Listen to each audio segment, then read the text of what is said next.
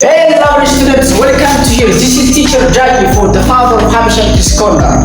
Today I come again for a new word. This word, the eighth part of speech in English language.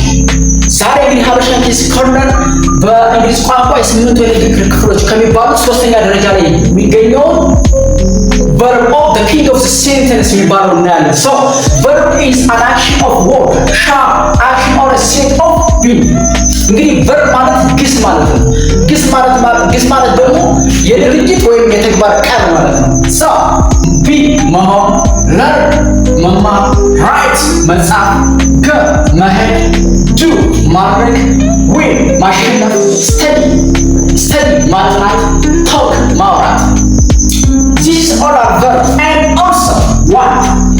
መፈለግ፣ like መውደድ፣ prefer መምረጥ፣ buy መግዛት። This is all are verb, okay?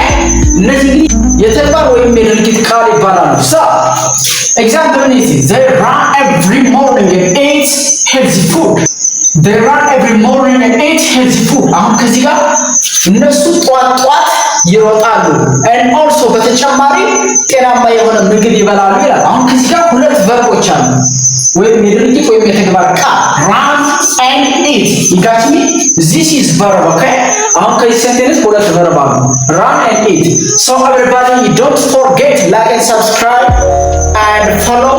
Thank you so much to coming again. እንግዲህ ሀበሻ እንግሊዝ ኮርነር ጀማሪ ከመሆኑ አንፃር በቻላችሁት መጠን ሰብስክራይብ ላይክ ኤንድ ሼር ታደርጉ ደስ ይለናል። ቻናሉ ደግሞ በጣም ኢንክሪዝ ያደርጋል። Thank you so much everybody. አስተያየት ካለ ኮሜንት ላይ መጻፍ ትችላላችሁ። አመሰግናለሁ።